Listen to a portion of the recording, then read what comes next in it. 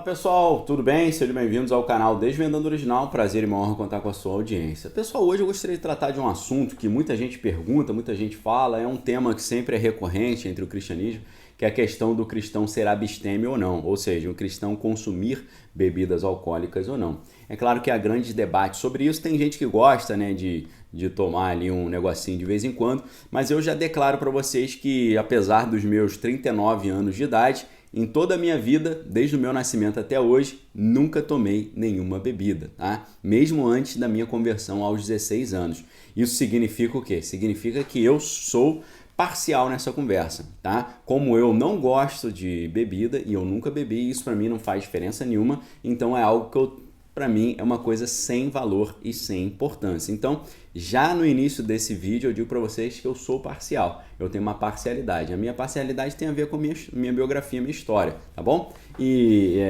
todo mundo no final das contas, né, acaba sendo parcial em alguma coisa, né? É impossível você abandonar as suas preferências, abandonar a sua cultura, abandonar a sua formação, o seu intelecto e fazer uma análise totalmente isenta.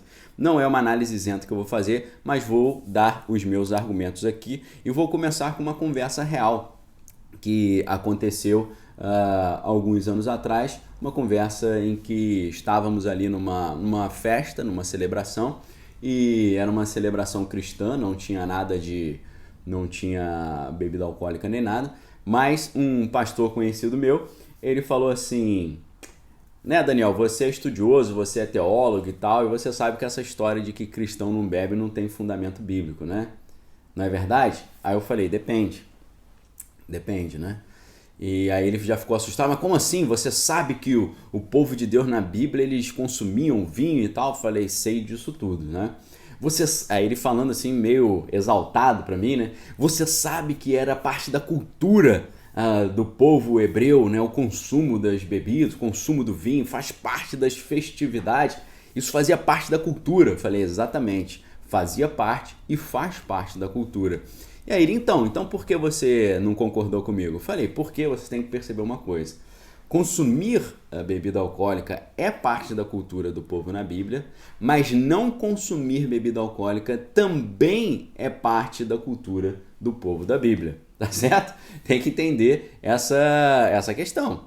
As duas posturas fazem parte, só que só se exalta a parte que consome, não se exalta a parte abstêmia. E aí eu digo para você, havia algumas categorias ou grupos na Bíblia que não consumiam bebida alcoólica e não podiam, segundo a própria lei de Deus.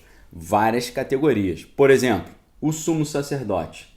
Quando o sumo sacerdote ia entrar na presença de Deus, ele não poderia consumir bebidas alcoólicas nem bebida forte, né? Aquilo que a Bíblia chama de sherrar, né? Aquelas bebidas fortes. Então, olha que interessante. Inclusive, se o sumo sacerdote entrasse na presença de Deus tendo consumido esse tipo de substância, era pena capital. Veja o que aconteceu em Levíticos 10:10, quando a gente vê a história de Nadab e Abiú, os filhos de Arão, que entraram na presença de Deus tendo consumido esse tipo de substância e foram fulminados por Deus. Então, primeira coisa, os sumos sacerdotes, quando iam entrar na presença de Deus, não podiam fazer uso desse tipo de substância, ok? Segundo grupo, os nazireus. Nazireu era o povo mais consagrado a Deus que havia, era o grupo, né? Era o tipo de cultura que buscava uma total aproximação com Deus. E essa total aproximação com Deus envolvia vários detalhes. Não cortar o cabelo, não encostar ou passar perto de defuntos e nem... não é que o nazireu ele não podia consumir bebida alcoólica, o nazireu não podia comer uvas, ele não podia passar perto de parreiras, ele não podia se aproximar de uma uva, tá certo? Porque Deus gosta de cortar o mal ali pela raiz, né? Então, para evitar que o cara acabe bebendo um vinho, Deus já corta o cara de tomar um suco de uva e de comer uma uva e de passar perto de uma uva, para não ter esse problema. Inclusive, Sansão, do nazireu mais famoso da Bíblia, ele começa a sua parte de decadência na sua caminhada com Deus, quando ele passa no meio de uma plantação de uvas, descumprindo a lei do nazireado, tá bom? Então, olha só, sumo sacerdote, quando ia entrar na presença de Deus, não podia consumir substâncias alcoólicas. O Nazireu, o homem mais próximo de Deus, a maior consagração a Deus, também não podia consumir. Quer ver outra? Na época da Páscoa, não podia consumir também. Era época de quê? De limpeza, era época de consagração. Por isso que a Páscoa ela é antecedida pela festa dos pães ázimos. O que significa isso? Não podia ter fermento nem nas bebidas e nem fermento no pão.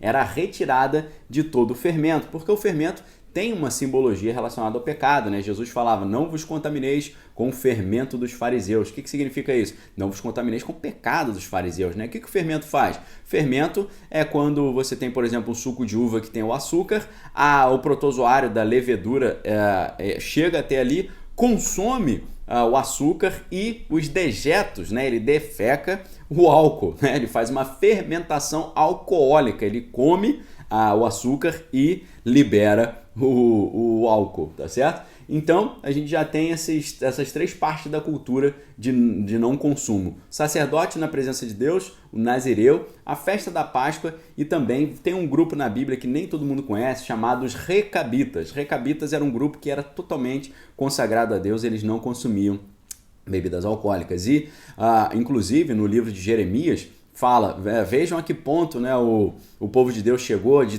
se afastar tanto de Deus e pecar, porque estão oferecendo para os recabitas bebidas fermentadas, né? Então, pessoal, eu respondi para esse amigo pastor, falei, é parte da cultura o consumo de bebida fermentada, mas também é parte da cultura o consumo de bebida não fermentada. E o interessante é que o pessoal que não consumia bebida fermentada eram os mais próximos de Deus.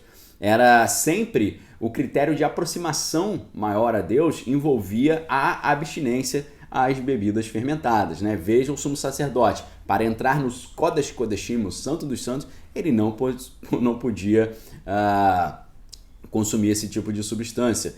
E o Nazireu, o mais consagrado, não podia nem comer uvas. A festa da Páscoa, que é a festa da purificação, para ter a libertação lá do destruidor, não podia consumir esse tipo de substância. E também a questão dos recabitas, tá certo? Essas reflexões, essas análises me levam à seguinte conclusão. Se uma pessoa quer estar próximo de Deus, ele tem que levar isso em conta. Se uma pessoa quer mergulhar em Deus, ela tem que levar isso em conta. Se você quer estar mergulhado na presença de Deus, você tem que levar isso em conta. Agora, no Antigo Testamento, havia o véu que separava ao lugar, o Santo dos Santos, do resto do povo, ou seja, a presença de Deus ficava condensada e restrita ao Santo dos Santos.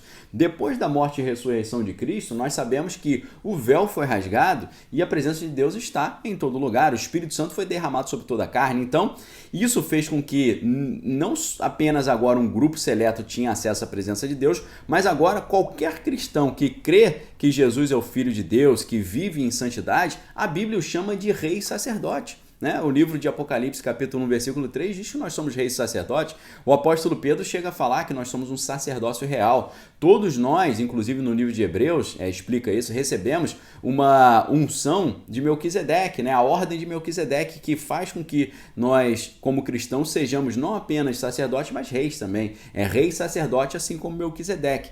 Ou seja, os reis também na Bíblia era aconselhado para eles que não bebessem, né? Vejam a lamentação sobre o rei Lemuel lá no final do livro de Provérbios, ou Provérbios 23 também, falando que a bebida forte, o vinho é escarnecedor e a bebida forte é alvoroçadora, todo aquele que por ele é vencido nunca será sábio.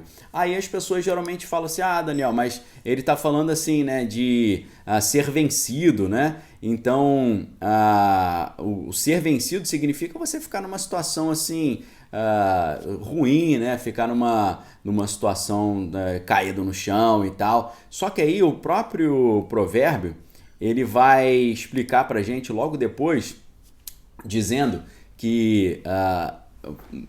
para os reis, não olhe para o vinho quando ele se mostra vermelho, espumante, escoa suavemente pelo copo, no final ele vai morder como basilisco e o final da pessoa será na sarjeta, né? Então a orientação para o Lemuel no livro de Provérbios é para que os reis não podem consumir esse tipo de substância, porque isso é coisa dos que sofrem, dos que estão sem rumo, sem esperança. O rei não, o rei precisa estar sempre focado, atento, ligado, né? E a Bíblia fala sobre isso, que nós somos reis sacerdotes e nós estamos na presença de Deus constantemente, porque depois da nova aliança, na fase da graça, o véu foi rasgado e Deus está em todos os lugares. Então, o que eu entendo é o seguinte: se você quer estar quanto mais próximo de Deus possível, leve em consideração esse detalhe, porque esse conhecimento vem do Antigo Testamento até o Novo, né? A gente vê o apóstolo Paulo falando sobre o episcopado, né? Se alguém almeja o episcopado, excelente obra almeja. Convém, pois, que ele seja marido de uma mulher irrepreensível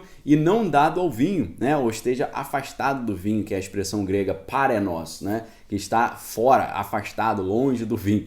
Então, fica essa dica para vocês, né? Você quer estar próximo de Deus? Leve isso em consideração, porque sacerdote na presença de Deus, recabita, nazireu e o povo de Deus na época da consagração da Páscoa não podiam consumir esse tipo de substância não, tá certo? Leve isso em consideração, lembrando também que glutões, beberrões e escarnecedores, segundo 1 Coríntios 6:10 e o próprio livro do Apocalipse, não herdam o reino de Deus, são pecados ali que devem ser vistos com muita atenção, ok?